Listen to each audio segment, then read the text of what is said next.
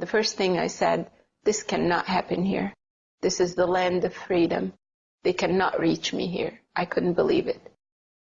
For more than 10 years, Amina Mustaf and her 2 children were on the run in the United States, hiding from her ex-husband and his brother. Amina says both had threatened to kill her if she did not return to Egypt and Islam. Amina became a Christian after reading the Bible in secret in the bathroom. When her father learned she had left Islam, he summoned her to his home. He said, I have a straightforward question for you. Is it Islam or is it Christ?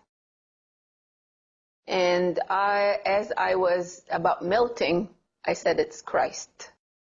And at this point, he got up to hit me, and he said that he's going to do this and that, and he was very threatening, and he's going to tie me to his car and make me an example to the city.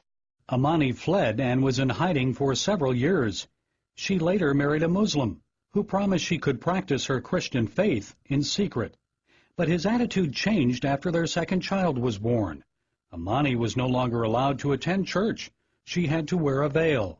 Still a Christian in her heart, Amina says she struggled when her husband forced her to read the Quran, the Islamic holy book, to their children.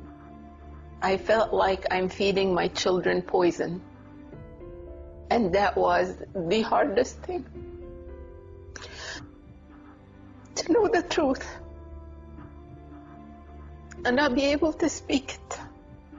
Amina's husband agreed to send her and the children to live in the United States. He vowed to join them later. Amina says she felt a sudden sense of freedom and relief when the plane left Egyptian airspace. First thing that went was my veil. That terrified my son as he looked at me and he said, Mom, you're going to go to hell.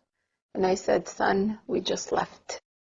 Once in America, Amina recommitted herself to Christ.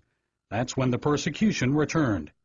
When she told her husband that she was filing for divorce, he demanded the kids be brought back to Egypt and Islam. He said Amina would pay a price for her decision. He sent his brother after us. They were listening to our conversations. For myself and my family, my mom also.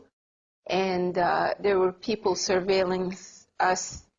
And, I didn't know that this could even happen. Amina and her children fled to another state where her husband could not find them. Today, more than 10 years later, the threats have disappeared. She's no longer in hiding. Amina has moved forward publicly with her life. She feels called to serve in various ministries, reaching out to women facing Islamic oppression. She's a host of a new woman's television show that is broadcast throughout the Middle East. Amina and her co-hosts, all former Muslims, talk about their experiences with Islam. There are so many women living under Muslim husbands or Muslim fathers or Muslim families that are living the same things that I lived back then. There are so many women that need to know and hear about the freedom of Christ that I experience today. Those tears are not tears of pain, but actually they are tears of appreciation, because now I know that I am saved through the grace of Christ. Amina feels privileged to share her joy on television, and she's proud of her children. Son Joshua has become an ordained pastor. Her oldest daughter is also in ministry. Amina now enjoys a loving marriage with her American Christian husband and their daughter, Mary.